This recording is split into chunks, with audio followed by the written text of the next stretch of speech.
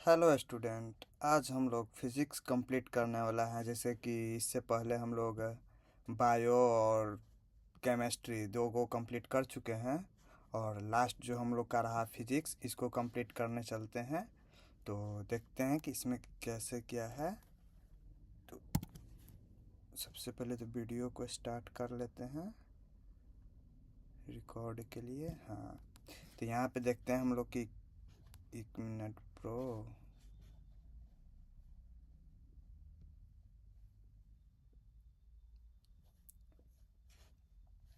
हाँ, जैसे में कि यहाँ पे अब आ गया, प्रेजेंट कर लिए हैं।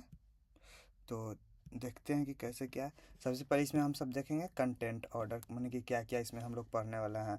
तो सबसे पहले 15 को तो एमसीक्यू पढ़ेंगे, जिससे हम लोग का कॉन्फिडेंस बूस्ट होगा। क्योंकि जो ऑब्जेक्टिव होता है उसमें सब्जेक्टिव से रिलेटेड, माने कि जो कॉन्सेप्ट होता है, मेनली कॉन्सेप्ट यहाँ पे मिलता है। और शॉर्ट क्वेश्चन में डिफिनेशन प्लस फार्मूला देंगे।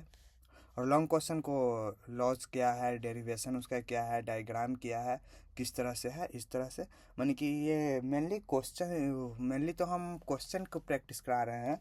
लेकिन यहाँ से अगर कुछ थोड़ा बहुत कॉन्सेप्ट भी बताते चलेंगे, थोड़ा बहुत क्या, बहुत कॉन्सेप्ट बताएंगे।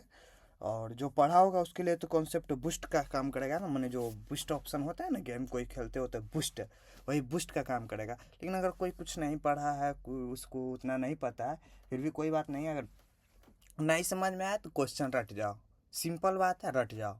क्योंकि अब टाइम नहीं है कि तुम लोग सिलेबस समझोगे, चैप्टर समझोगे, इतना टाइम अब तुम लोग के पास नहीं है। बोर्ड एग्ज़ाम बहुत शायद 25 फरवरी को ही है, साइंस का एग्ज़ाम। तो इतना टाइम नहीं है अभी। इसी समय में टोटल पेपर तुम लोग को प्रिपेयर करना है, सभी चीज़ देखते चलना है। तो ऐसा नहीं कहेंगे कि एकदम हर चीज़ समझ जाओ। रटो और मैंने रटो क्या, हम समझा रहे हैं, समझने की कोशिश करो। और जो नहीं समझ में आ रहा है उसको रटो।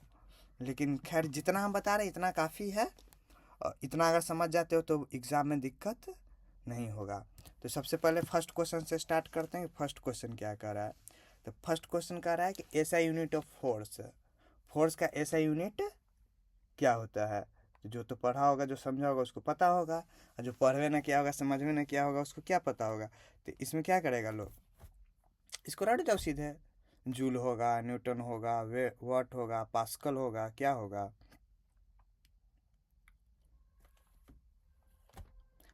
फोर्स का ऐसा यूनिट क्या होता है?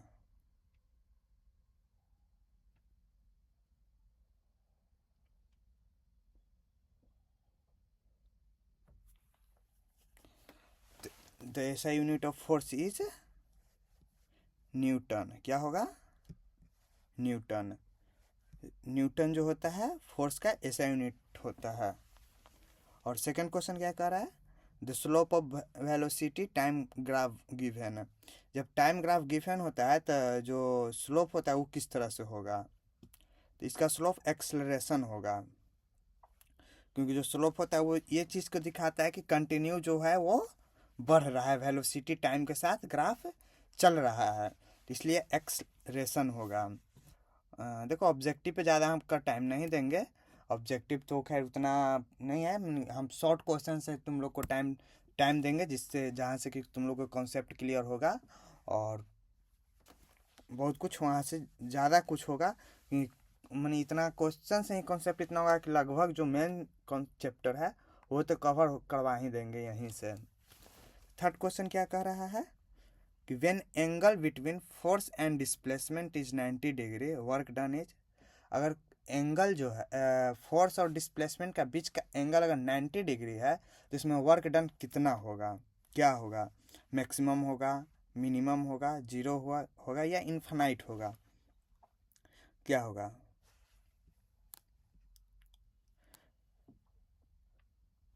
क्या होगा? जीरो। जब एंगल रहेगा, वर्क और फोर्स और डिस्प्लेसमेंट का बीच का एंगल अगर 90 डिग्री होता है, तो वहाँ पे वर्क डन जीरो होगा। और थर्ड फोर्थ क्वेश्चन क्या कर रहा है कि formula of momentum is. Momentum का फार्मूला क्या होता है? एम भी होता है, एम ए होता है, वी बाई टी होता है, या एम बाई वी होता है? इसका आंसर होगा एम भी। बार बार करें, ऑब्जेक्टिव पे टाइम नहीं देंगे, हम सब्जेक्टिव से टाइम देना स्टार्ट करेंगे। यहाँ पे पूछ रहा है unit of electric current is, electric current का यूनिट क्या होता है? वोल्ट होता है, एम्पियर होता है, ओम होता है, कूलम्ब होता है, कोलम्ब, कूलम्ब, कूलुम्ब, जो भी कुछ है, क्या होता है? जो यूनिट होता है करंट का वो क्या होता है? हर एक क्वेश्चन को उधर हम शॉर्ट और लॉन्ग में एक्सप्लेन करेंगे।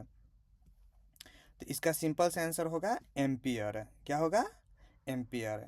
6 क्वेश्चन कर रहा है, अकॉर्डिंग टू ओम्स लॉ भी प्रोपोर्शनल टू, जो अगर हम लोग ओम्स लॉ के अकॉर्डिंग चलते हैं तो ओम्स लॉ के अकॉर्डिंग चलते हैं तो जो भी पोटेंशियल जो होता है वो किसका प्रोपोर्शनल होता है? करंट का होता है, आई। इसका आंसर होगा आई, करंट का होता है। फिर कह रहा है 7 क्वेश्चन कि power of lens is measured in, हमने कि जो पावर होता है लेंस का उसको हम किस चीज़ से मेजर करते हैं? मीटर से, जूल से, डायोप्टर से, वेट से, वाट से, किस से मेजर करते हैं? तो इसका आंसर क्या होगा? डायोप्टर, सी आंसर होगा। फिर 8 क्वेश्चन कर रहा है विच mirror always form virtual and erect image, कौन सा इमेज जो होता है वो हमेशा सीधा सीधा और काल्पनिक वर्चुअल इमेज बनाता है? Concave mirror, convex mirror, plane mirror, या बोथ बी एंड सी, मैंने कन्वेक्स और प्लेन दोनों। तो इसका आंसर होगा both B and C. Plane mirror भी हमेशा वर्चुअल और इरेक्ट इमेज बनाता है और कन्वेक्स मिरर भी हमेशा वर्चुअल और इरेक्ट इमेज बनाता है। अब 9 क्वेश्चन कह रहा है loudness of sound depend on, जो साउंड का लाउडनेस होता है वो किस चीज़ पे डिपेंड करता है? फ्रिक्वेंसी पे, स्पीड पे, एम्पलीट्यूड पे, या पिच पे, किस चीज़ पे डिपेंड करता है? तो इसका आंसर होगा एम्पलीट्यूड पे। 10th क्वेश्चन कर रहा है speed of light in vacuum is, vacuum में जो होता है स्पीड का लाइट क्या होता है? 10 इंटू 10 के पावर 3 इंटू 10 के पावर 6 होता है, 3 इंटू 10 के पावर 8 होता है, 3 इंटू 10 के पावर 10 होता है, 3 इंटू 10 का पावर 2 होता है। ये तो पता होना चाहिए, छोड़ देते हैं, नहीं बता देते हैं। इसका भी आंसर बी होगा। 3 इंटू 10 के पावर 8 मीटर पर सेकेंड लाइट का स्पीड होता है वैक्यूम में, एयर में। 11th क्वेश्चन कह रहा है कि unit of electric power is, electric power का यूनिट क्या होता है? वोल्ट होता है, जूल होता है, एम्पियर होता है, वाट होता, वेट, वाट होता है, वोट, क्या होता है? तो इसका आंसर डी होगा, watt. Device that converts electric energy into mechanical energy is, कोई भी अगर डिवाइस इलेक्ट्रिक एनर्जी को मैकेनिकल एनर्जी में कन्वर्ट कर रहा है तो उसको क्या कहते हैं? जनरेटर कहते हैं, मोटर कहते हैं, ट्रांसफर कहते हैं, या बैटरी कहते हैं, क्या कहते हैं? तो इसको हम लोग मोटर कहते हैं। क्या कहते हैं? मोटर। फिर हम नेक्स्ट स्लाइड पे चलते हैं। यहाँ पे कह रहा है कि kinetic energy depend on, 13 question जो है वो कह रहा है कि काइनेटिक एनर्जी डिपेंड किस चीज़ पे करता है? मास ओनली पे, या वेलोसिटी पे, या मास और वेलोसिटी दोनों पे, या फोर्स पे, किस चीज़ पे डिपेंड करता है? तो जो काइनेटिक एनर्जी होता है वो डिपेंड करता है मास एंड वेलोसिटी दोनों पे। 14 क्वेश्चन कह रहा है image formed by plane mirror is, image जो होता है वो फॉर्म होता है प्लेन मिरर में, किस तरह से? अभी तो उधर बताया था वर्चुअल एंड इरेक्ट। क्या होता है?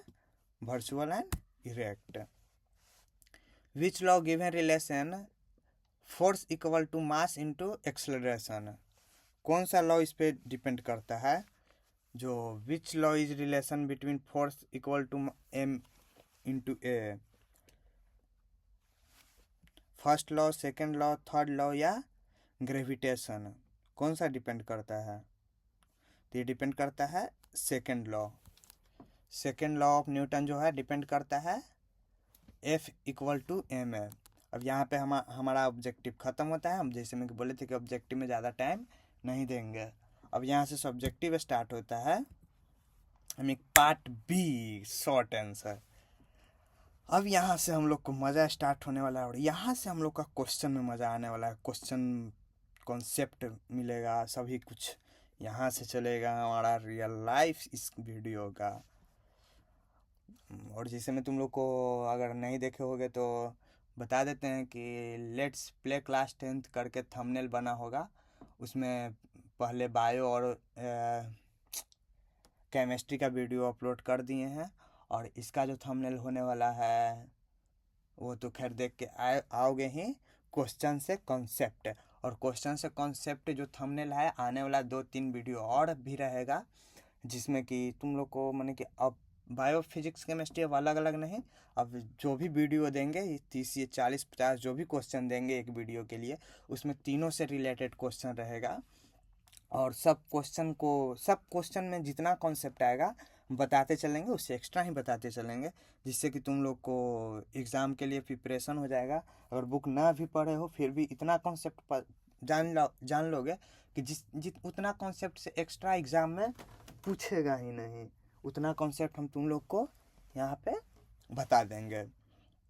तो चलो बिना लेट किए हुए स्टार्ट करते हैं कि सबसे फर्स्ट क्वेश्चन पार्ट बी का कह क्या रहा है कि डिफाइन डिस्टेंस एंड डिस्प्लेसमेंट। बहुत इजी है कि डिस्टेंस और डिस्प्लेसमेंट का डिफिनेशन बताओ।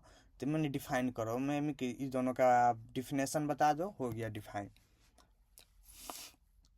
यहाँ पे देखो इमेज से हम हालांकि बताए हुए हैं, इमेज ही समझा देते हैं, डिफिनेशन तो तुम लोग खुद पढ़ लोगे।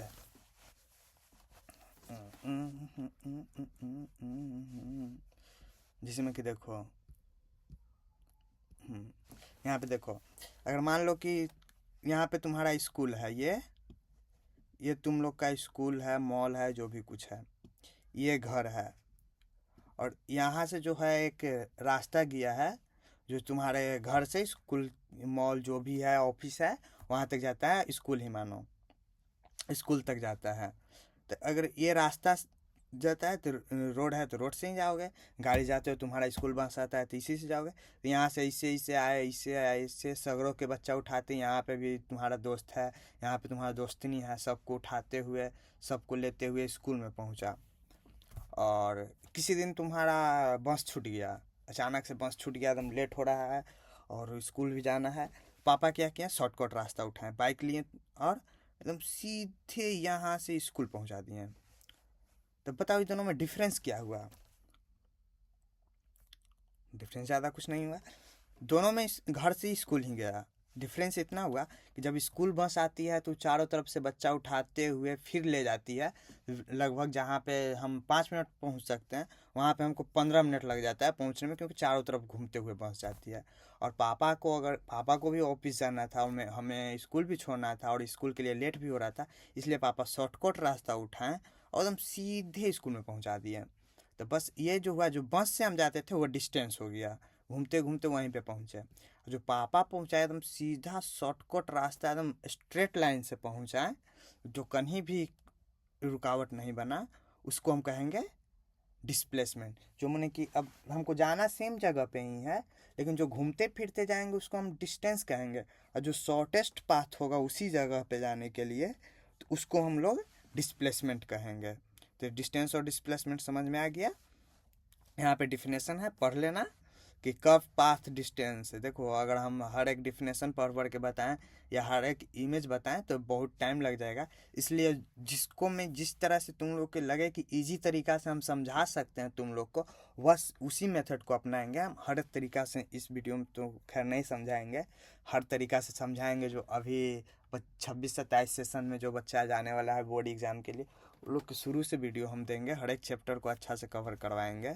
लेकिन तुम लोग के लिए बस वही मेथड बताएंगे जो सबसे इजी होगा और आसान होगा समझने के लिए भी और हमें समझाने के लिए भी, क्योंकि वीडियो ज़्यादा लॉन्ग कर देंगे तो तुम लोग देखोगे ही नहीं, और देखोगे ही नहीं तो पता कैसे चलेगा कि हम वीडियो में देख क्या रहे हैं। समझ में आए? तो ये डिफिनेशन तुम लोग खुद से पढ़ लेना, और डिस्टेंस और डिस्प्लेसमेंट तो समझ में आ गया होगा। तब चलते हैं नेक्स्ट क्वेश्चन पे। नेक्स्ट क्वेश्चन कह रहा है कि व्हाट इज इनरेशिया, माने कि इनरेशिया होता क्या है। तो इनरेशिया होता है क्या, यहाँ पे देखते हैं। इनर्शिया एक तरह के माने जो न्यूटन लॉ है, फर्स्ट और सेकंड थर्ड लॉ, इसी तरह से ये फर्स्ट लॉ या सेकंड लॉ का है, लगता है सेकंड लॉ का है, नहीं फर्स्ट लॉ का होगा, अरे छोड़ो वो हम बता देंगे, लेकिन नहीं फर्स्ट लॉ का ही है। What is inertia, first law या इनर्शिया का हो। जो ये फर्स्ट लॉ है, मान लो कि इस इमेज से हम एक्सपेरिमेंट करते हैं, एक्सपेरिमेंट ऑफ डेमोस्ट्रेशन इनर्शिया, क्या इमेज है इतना मैटर नहीं है। देखो सपोज दैट, मानो कि ये एक गिलास है जो तुम अपने घर पे रखे हो, शीशा का एक गिलास लो, उसमें थोड़ा सा पानी लो, उसके ऊपर पेपर रखो और पेपर के ऊपर एक क्वाइन रखो। अब पेपर को जो है ना तुम इतना स्पीड से तिरो, इतना स्पीड से कि मैंने कि कस हल्का सा फास्ट तिरोगे ना अचानक से, तो देखो कि पेपर तो हाथ में आ गया, लेकिन जो क्वाइन है वो गिलास में चला गया। सोचो ऐसा क्यों हुआ, गिलास में चला गया, सोचो ऐसा क्यों, क्योंकि क्वाइन तो पेपर पे था, तो पेपर जब आया इधर तो क्वाइन को भी इधर आ जाना चाहिए था, लेकिन नहीं आया, क्वाइन डायरेक्ट ग्लास के अंदर चला गया। ऐसा क्यों हुआ, तो ऐसा इसलिए हुआ क्योंकि पेपर भी रेस्ट में था पहले से, गिलास भी रेस्ट में था, पानी भी रेस्ट में था और क्वाइन भी रेस्ट में था। लेकिन जब हम पेपर को खींचें, पेपर पर एक्सटर्नल फोर्स लगा और पेपर अचानक से जो है ना वहाँ से स्लिप किया, तो क्वाइन तो रेस्ट में था, तो जब उस पर अचानक किसी चीज़ के नीचे से जब पेपर पे फोर्स लगा तो क्वाइन तो रेस्ट में रह गया और वो सीधे पानी में जा गिरा, क्योंकि फिर नीचे से उसको कोई सपोर्ट नहीं मिला और सीधे पानी में जा गिरा, और पेपर पे एक्सटर्नल फोर्स लगा जो सीधे अचानक खिंचा गया। इसी चीज़ को हम कहते हैं इनर्शिया, माने कि first law of Newton, first law कहते हैं। और इसी चीज़ को हम डिफिनेशन में लिखे हुए हैं, जो कि तुम लोग देखकर और समझ लेना, पढ़ लेना, क्योंकि एग्जाम में इस तरह से लिख के आओगे ना तो कोई भी टीचर कॉपी चेक करे, एक भी नंबर अगर 0.0000001% भी अगर नंबर काट दे तो जेना से, क्योंकि ये जो आंसर हम लिख के लाए हैं बहुत सटीक लिख के लाए हैं, इमेज लगाए हैं क्योंकि तुम लोग के बहुत जल्द समझाएं और शॉर्ट वीडियो में ज़्यादा कुछ बता सकते हैं, इसलिए क्योंकि हम लगभग 4 या 5 चैप्टर होगा फिजिक्स का, हर एक चैप्टर से क्वेश्चन लाए हैं, तो समझो कि हर एक चैप्टर का कुछ ना कुछ कॉन्सेप्ट हम लोग इंपॉर्टेंट कॉन्सेप्ट समझेंगे, तो ये वीडियो बहुत लॉन्ग हो जाएगा अगर एक चीज़ बताएंगे तो। अब चलते हैं हम लोग state Ohm's law. Ohm's law क्या होता है इसको देखते हैं। ओम्स लॉ क्या होता है, तो देखो इसका डिफिनेशन बता दें कि इसका भी इमेज से ही बता दें। चलो इसका डिफिनेशन बता देते हैं, इमेज से बता देते हैं, इमेज से बता देते हैं, इमेज से इजी पड़ेगा और जल्दी समझ में आएगा। एक बैटरी लो सेल और एक बैटरी, वहाँ से उतना समझ में नहीं आएगा। ओम्स लॉ स्टेट जो है करंट आई, यहाँ पे जो बैटरी है ये करंट देगा आई, फिर flowing through the conductor is directly proportional to the potential difference, जो मेरा पोटेंशियल डिफरेंस होगा प्लस से माइनस की ओर जाएगा, जो भी अगर करंट हम पास कराएंगे तो करंट मेरा कैसे घूमेगा, इस तरह से आएगा, और ऐसे ऐसे यहाँ पे एम्पियर मीटर लगा हुआ है, उसमें वहाँ पे हम उसको मापेंगे कि कितना मेरा वोल्टेज पास कर रहा है।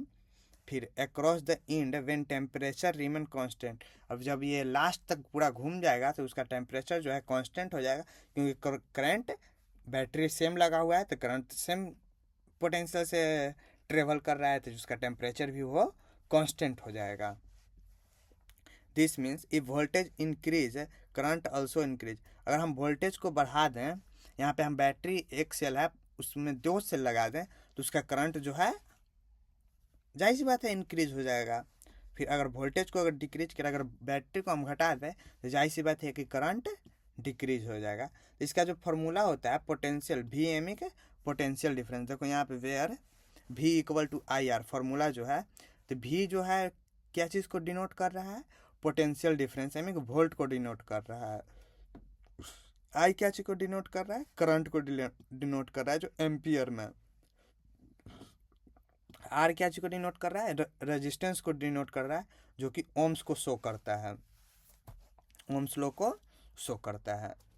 इसी चीज़ को हम कहते हैं ओम्स लॉ, जिसमें कि हम इसका फॉर्म इस ओम्स लॉ इस तरीका से निकालते हैं, V equal to I R, मैंने कि कितना पोटेंशियल डिफरेंस है वो लिखेंगे पहले, उसके इक्वल टू में फिर आई मैंने करंट कितना दे रहे हैं हम वो लिखेंगे, और उसमें रेजिस्टेंस कितना रुकावट आ रहा है वो लिखेंगे। उसके बाद जो सॉल्यूशन सॉल्व करके आएगा उसी को हम लोग कहते हैं पोटेंशियल डिफरेंस, और ये टोटल मेथड को हम लोग कहते हैं ओम्स लॉ। नेक्स्ट क्वेश्चन पे चलते हैं। नेक्स्ट क्वेश्चन कर रहा है define electric power and right it's formula, यानी कि इलेक्ट्रिक पावर को डिफाइन करना है, उसका फॉर्मूला लिखना है। देखते हैं क्या कर रहा है। Electric power is the rate at which electric energy is consumed.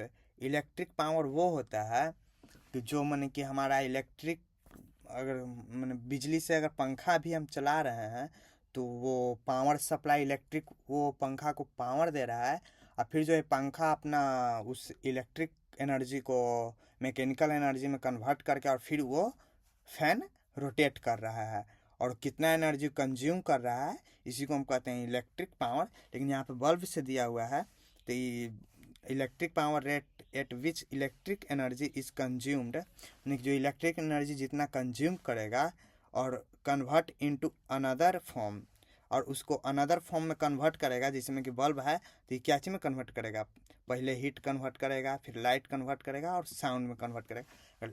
Light जलता है तो उसमें से साउंड भी अल्ट्रा रेड साउंड आता है जो हम लोग को सुनाई नहीं देती है।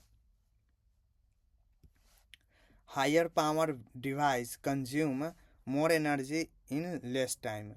अगर हम ज़्यादा एनर्जी कंज्यूम करने वाला मशीन लगा दें, मान लो कि अगर जहाँ पे हम बल्ब बार रहे हैं और उसी तार में अगर हम मोटर से कनेक्ट कर दें तो वहाँ पे अगर कम समय में अब तो ज़्यादा एनर्जी कंज्यूम करने लगेगा, क्योंकि बल्ब बहुत 100 वाट का होगा, लेकिन मोटर तो बहुत हाई वोल्टेज बहुत हाई पावर का रहता है, बहुत ज़्यादा उसको पावर चाहिए चलने के लिए, तो इसलिए वो ज़्यादा कंज्यूम करेगा, कम समय में ज़्यादा एनर्जी कंज्यूम करेगा। इसका फार्मूला होता है power bye potential energy by into electric current, नहीं कितना पावर के लिए हम कितना करंट उसको दे रहे हैं। इसका ऐसा यूनिट होता है वाट। अगर कोई भी न्यूमेरिकल इस टाइप का सॉल्व करो तो उसको लास्ट में P equal to V I formula लग रहा है, तो जो भी आंसर आ रहा है उसको में वाट W जरूर लगाना, क्योंकि इसके पे हाफ नंबर कट सकता है। अब यहाँ पे हम लिखते हैं व्हाट इज मैग्निफिकेशन। मैग्निफिकेशन क्या होता है और इसका फार्मूला क्या होता है। तो मैग्निफिकेशन सबसे पहले तो रे डायग्राम तुम लोग पढ़े होगे, नहीं पढ़े होगे तो रे डायग्राम, एक रे डायग्राम हम बताने वाला है, एक कनकेव या कन्वेक्स, एक लेंस का हम कोई भी होगा जिसका हम रे डायग्राम बताएंगे, देखते हैं किसका होगा। लेकिन यहाँ पे देखो इंसिडेंट रे आ रहा है। अगर ये मिरर कौन सा मिरर है, इधर से पॉलिश है, इधर से ये है कनकेव या कन्वेक्स, स्फेरिकल मिरर है, लेकिन कनकेव है या कन्वेक्स है, ये कनकेव मिरर है, क्योंकि लाइट को रिफ्लेक्ट करके ये मर्ज कर रहा है। तो जो लाइट अगर मिरर से टकरा रहा है उसको तो हम लोग कहेंगे इंसिडेंट रे, जो इधर से आ रहा है और यहाँ पे टकराएगा। और ये जो इमेज है यहाँ से अगर हम लें, इस इमेज फॉर्मेशन नहीं पूछ रहा है, फार्मूला पूछ रहा है, इतना नहीं, हम रेड डायग्राम में अब इसको समझाएंगे, एक्सप्लेन करेंगे, इसलिए इतना ही देखिए लेगा कि रेड जो मैग्निफिकेशन होता है किस तरह से हो रहा है। और यहाँ पे देखो इसका जो है डिफिनेशन है, magnification is the ratio of height of the image of the height of the object. माने कि जो इमेज होगा इसका फार्मूला इस तरह से होगा, वो नहीं लिखा रहा था तो इस तरह से लिखा होगा HI बाय HO, यानी कि हाइट ऑफ इमेज, माने कि जो इमेज मिरर में बन रहा है, इस मिरर में जो इमेज बन रहा है, यहाँ पे तो इमेज बन नहीं रहा है, दिख नहीं रहा है, तो जो इमेज इस मिरर में बन रहा है उसका हाइट बाय जो ऑब्जेक्ट का हाइट है, जिसमें कि ये जो ऑब्जेक्ट है इसका हाइट है, दोनों को लिख के जो इक्वल टू आएगा ना उसी को हम लोग कहते हैं मैग्निफिकेशन। फार्मूला भी इसका पता चल गया और मैग्निफिकेशन क्या होता है वो भी पता चल गया कि माने कि जो height of image by height of object करके जो आएगा उसको हम लोग कहते हैं मैग्निफिकेशन। अब फार्मूला हो गया height bye image by height height by height into object, height of object, height of image by height of object. अब 21 क्वेश्चन कह रहा है कि डिफाइन फ्रीक्वेंसी ऑफ साउंड, कि फ्रीक्वेंसी ऑफ साउंड होता क्या है। तो frequency is number of vibration produce पर सेकेंड। फ्रीक्वेंसी वो होता है कि एक सेकेंड में कितना बार कितना नंबर ऑफ वाइब्रेशन प्रोड्यूस कर रहा है उस साउंड से, उसको कहते हैं फ्रीक्वेंसी। माने कि एक सेकेंड में कितना बार वो वाइब्रेट कर रहा है उसको हम लोग कहते हैं frequency. It decide the pitch of sound, इसको हम कहते हैं, ये जो डिसाइड करता है कि साउंड का कितना पिच हो रहा है। पिच पढ़े हो गए चैप्टर में कि जो फ्रीक्वेंसी होता है, फ्रीक्वेंसी क्या होता है कि जब साउंड निकल रहा है तो एक सेकंड में कितना बार वाइब्रेट कर रहा है उसको हम लोग फ्रीक्वेंसी कहते हैं। और ये डिसाइड इसको कौन करता है, तो ये जो डिसाइड करता है पिच को, अगर हायर फ्रीक्वेंसी रहेगा मतलब फ्रीक्वेंसी बहुत ज़्यादा रहेगा तो उसको हम लोग कहेंगे श्रिल साउंड। बहुत ज़्यादा फ्रीक्वेंसी में हाई साउंड में कोई बोल रहा है तो उसको हम लोग कहेंगे श्रिल साउंड। और लो फ्रीक्वेंसी में कोई गत्ते बोल रहा है, स्लो बोल रहा है, तो उसको हम लोग कहेंगे डीप साउंड। और हम लोग का ह्यूमर रेंज जो होता है साउंड सुनने का वो कितना होता है, 20 हर्ज से 20,000 हर्ज तक हम लोग सुन सकते हैं। 20 हर्ज से अगर कम रहेगा ना तो उसको हम लोग नहीं सुन सकते हैं, और 20,000 से बेसी रहेगा फिर भी नहीं सुन सकते हैं। बस ये दोनों का बीच का हम लोग हर्ज सुन सकते हैं, इससे ज़्यादा रहेगा तो कान खराब कर देगा। अब ऐसा यूनिट ऑफ हर्ज, ऐसा यूनिट इसका क्या होता है फ्रीक्वेंसी का, HZ होता है। हर्ज, हर्ज शॉर्ट में HZ लिखते हैं इसको। अब 22 क्वेश्चन पे चलते हैं। 22 क्वेश्चन क्या कहता है, right formula of kinetic energy. Kinetic energy का फार्मूला पूछ रहा है। तो energy proposed by body due to its motion, it is called kinetic energy. Kinetic energy क्या होता है कि जो माने कि जो कोई बॉडी अगर मोशन कर रहा है उससे अगर कुछ काम हो रहा है उसको हम लोग कहते हैं काइनेटिक एनर्जी। मान लो कि अगर अगर बहुत हाइट से अगर सुई भी नीचे धरती पर गिरे ना तो बहुत खतरनाक हमला कर सकता है। क्यों? क्योंकि वो उस पर काइनेटिक एनर्जी अप्लाई हो चुका है। ऑटोमेटिक वो रगड़ से काइनेटिक एनर्जी प्रोड्यूस उस पर हो जाता है। तो यहाँ पे फास्टर ऑब्जेक्ट मोर काइनेटिक एनर्जी। मान लो कि बहुत स्पीड से अगर हाइट से गिरेगा तो बहुत स्पीड उसको करते करते बढ़ते जाएगा तो उस पर काइनेटिक एनर्जी भी बढ़ते जाएगा। हैवियर ऑब्जेक्ट मोर काइनेटिक एनर्जी, अगर बहुत भारी चीज़ है तब तो उस पर और ज़्यादा काइनेटिक एनर्जी प्रोड्यूस हो जाएगा। फार्मूला इसका क्या होता है, KE इक्वल टू 1/2 मैंने हाफ mv/v²। इसका इधर लिख देते हैं, kinetic energy equal to half mv²।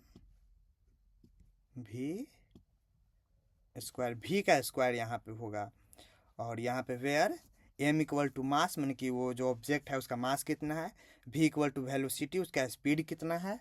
Example, moving car, अगर कार बहुत तेज चल रहा है तो उस पर काइनेटिक एनर्जी बहुत ज़्यादा रहेगा। फ्लोइंग वाटर, वाटर अगर बहुत ज़्यादा तेज़ी से मूव कर रहा है उस पर भी काइनेटिक एनर्जी ज़्यादा रहेगा। अगर बॉल को एकदम जस्ट मारो 6, जाते जाते उसका काइनेटिक एनर्जी बहुत ज़्यादा हो जाएगा, लेकिन बहुत दूर जाने के बाद उसका स्लो हो जाता है, क्योंकि जो पिच पॉइंट रहता है ना वहाँ पे सबसे हाईएस्ट होता है, फिर कुछ कुछ घटने लगता है, और वो जो घटते जाता है उस पर काइनेटिक एनर्जी भी घटते जाता है।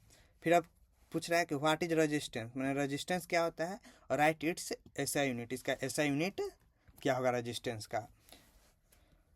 The resistance is a property of a conductor that oppose the flow of electric current। Resistance वो होता है अगर करंट पास कर रहा है तो उसको जो रुकावट बन रहा है उसको हम लोग कहते हैं रेजिस्टेंस। मान लो कि तुम कहीं जा रहे हो, तुम अपने घर से स्कूल जा रहे हो, और स्कूल जाते वक्त जो ट्रैफिक मिलेगा और ट्रैफिक हो जाएगा।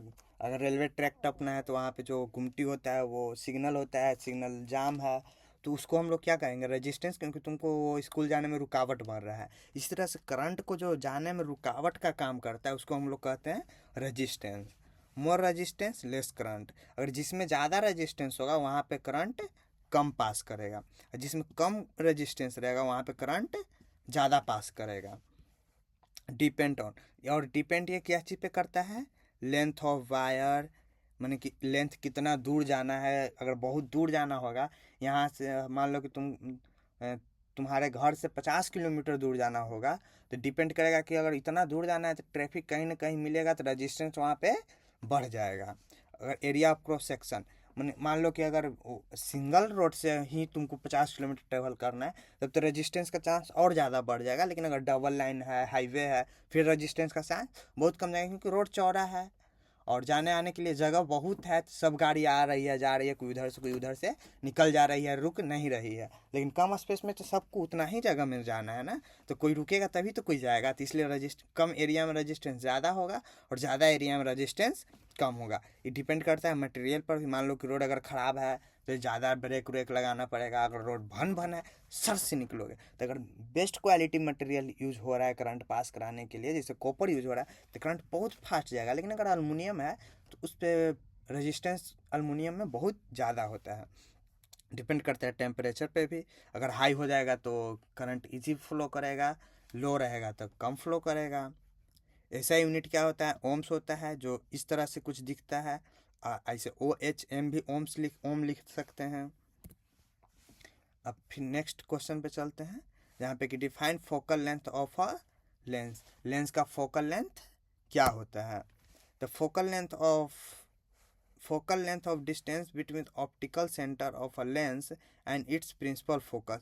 जो फोकल लेंथ होता है लेंस का, वो प्रिंसिपल फोकस से लेकर के ऑप्टिकल सेंटर तक जो होता है डिस्टेंस, उसको हम लोग कहते हैं फोकल लेंथ है। इस short focal length more power, अगर जितना कम फोकल लेंथ रहेगा उतना ज़्यादा पावर रहेगा, और जितना ज़्यादा फोकल लेंथ रहेगा उतना कम पावर होगा।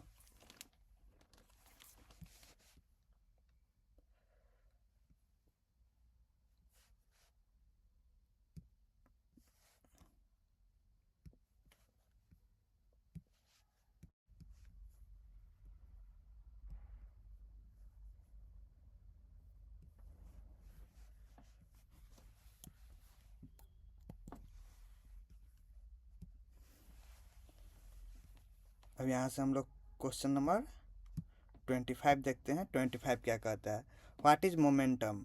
मोमेंटम क्या होता है, और राइट इट्स फार्मूला। मोमेंटम बताना है और इसका फार्मूला बताना है। तो मोमेंटम क्या होता है देखते हैं। Momentum is a quantity of motion. तो मोमेंटम होता है कितना क्वांटिटी में मोशन कर रहा है, उस पर डिपेंड करता है momentum proposed by a body से।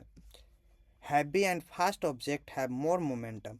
अगर बहुत ज़्यादा वजनदार, माने कि मान लो कि एक ट्रक बहुत तेज़ी से आ रही है, तो उसका मोमेंटम बहुत ज़्यादा हो, क्योंकि एक तो पहली बात कुछ हैवी है, ट्रक है, हैवी रहेगा, बहुत बड़ा है, उसमें बहुत ज़्यादा वजन है और फास्ट है, तो और उस पर ज़्यादा मोमेंटम इंक्रीज हो जाएगा। इसका फॉर्मूला क्या होगा, P=mv, माने कि पावर इक्वल टू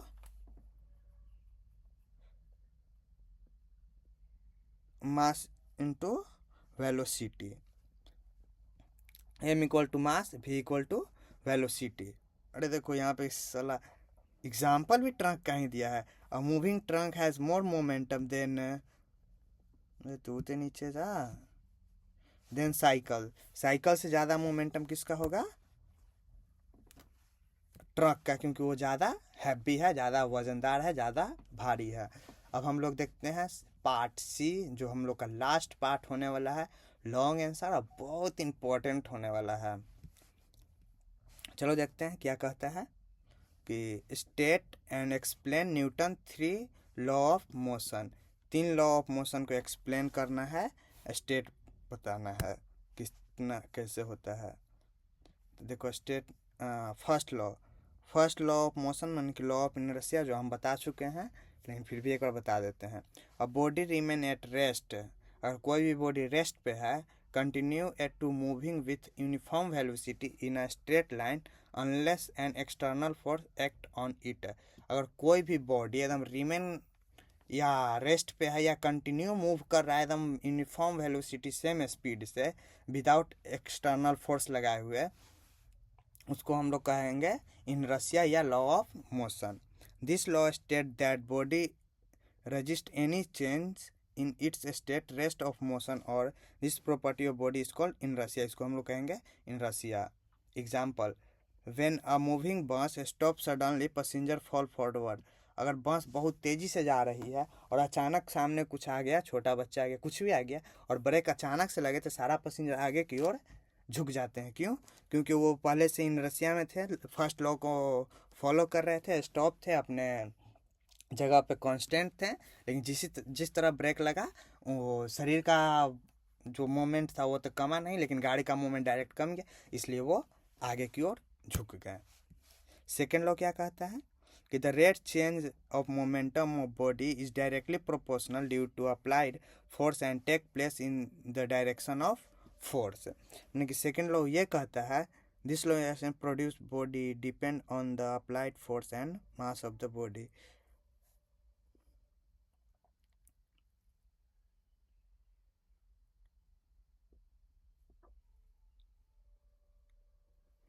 मान लो कि अगर किसी चीज़ रेस्ट पे है, उसको अगर मूव करना है, उसको अगर चलाना है, तो उस पर हमको ज़्यादा फोर्स लगाना होगा। मान लो कि एक कार है जो तुमसे तो अकेले धक्का लग नहीं पाएगा क्योंकि उसका मोमेंटम ज़्यादा, उसका इनर्शिया ज़्यादा है। और यही अगर तुमको कोई कह दे साइकिल को धक्का लगाने के लिए, तो उसको लगाओगे सर सिन बढ़ जाएगा क्योंकि साइकिल का जो मोमेंटम इनर्शिया कम है और तुम्हारा इनर्शिया मोमेंटम ज़्यादा है। तो अगर किसी चीज़ को मूव कराना है, उसको अगर चेंज करना है, तो उससे उसका जो मोमेंटम, उसका जो मास वेलोसिटी है, उससे हमको ज़्यादा मास और वेलोसिटी देना होगा, तभी जा कर के उसका मोमेंटम चेंज होगा। थर्ड लॉ क्या कहता है? Every action there is a no equal and opposite reaction. मान लो कि दीवार को मारो टिम टिम, तो दीवार तो टूटेगा थोड़ी, तुम्हारा हाथ टूटेगा, वो एक्शन का रिएक्शन। जितना दीवार पर तुम्हारा फोर्स लगेगा उतना ही दीवार तुम्हारे ऊपर फोर्स लगाएगा, क्योंकि दीवार इतना तो तुम फोर्स नहीं लगा सकते हो। तो जितना दीवार पर तुम लगाओगे उतना ही दीवार पे तुम पे लगाएगा एक्शन का रिएक्शन, और नहीं लगाओगे तो दीवार कुछ नहीं लगाएगा। यही चीज़ थर्ड लॉ ऑफ मोशन कहता है। फिर derivation and formula of electric power P equal to V I. Derivation देखना है P equal to V I का। गिवन क्या है? Electric power is defined as a rate of doing electrical work. Step 1 सबसे पहले formula P equal to V Y I time taken. Power का formula क्या होता है? Work done by time taken, माने कि कितना वर्क कर रहा है कितना समय में। Step 2 electrical work. Electrical work done is equal to the product of charge and potential difference. जितना पोटेंशियल डिफरेंस होगा उतना वो काम करेगा electrical work. Where V equal to potential difference, Q equal to charge. Step 3 substitute value of work.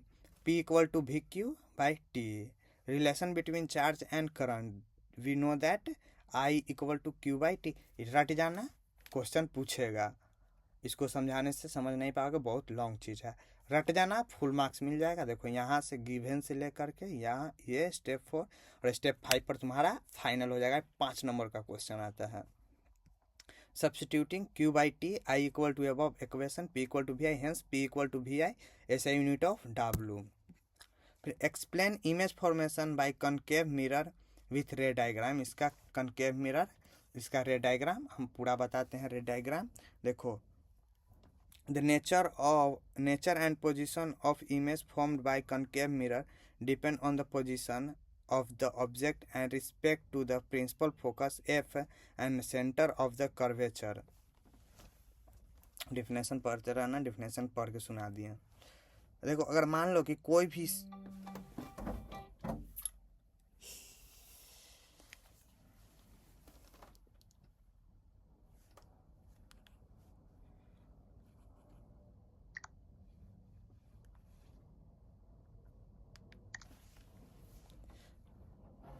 Call भी परेशान ही करके रखे हुए है यार, क्या करें।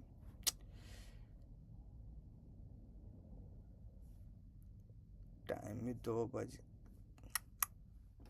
छोड़ दो 2 क्वेश्चन को, तो अब आएंगे तभी कर देंगे, रहने दो। देखते हैं क्या किया जाता है।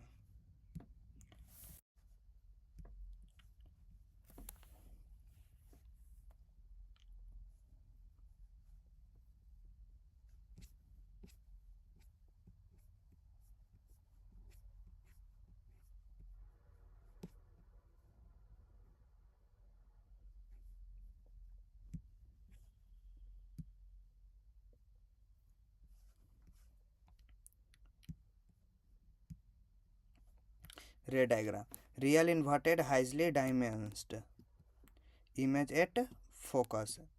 अगर कोई फोकस एफ पे रहेगा तो उसका इमेज कैसा बनेगा?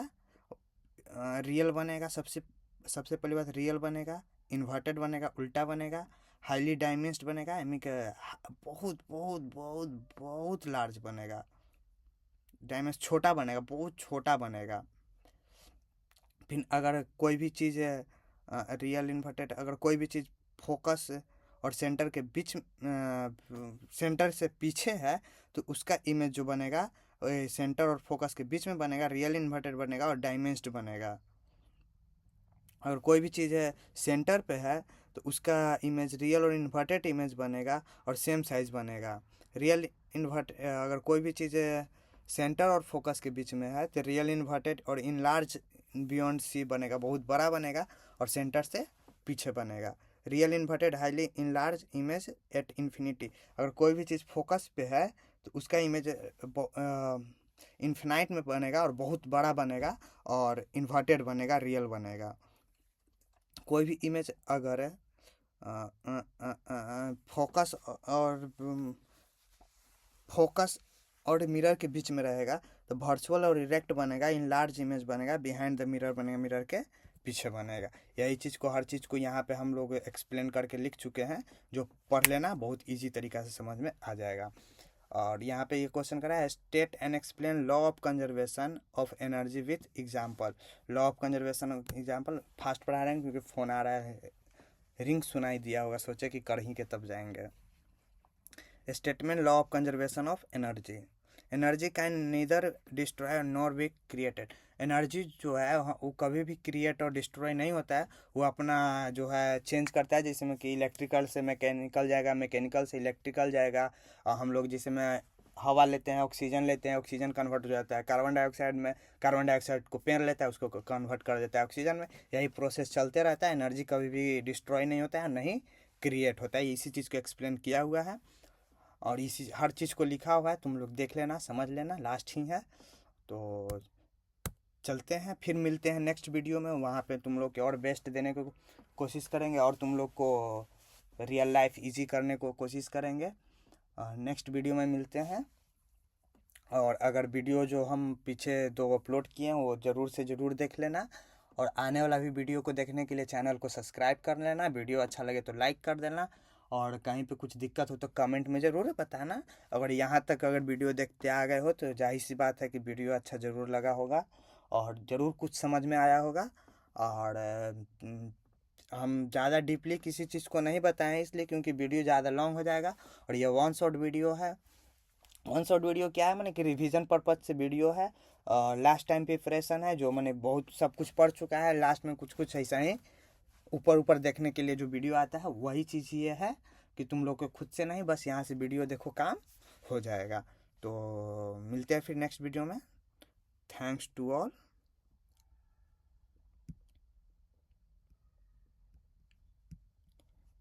रिकॉर्ड नहीं किए,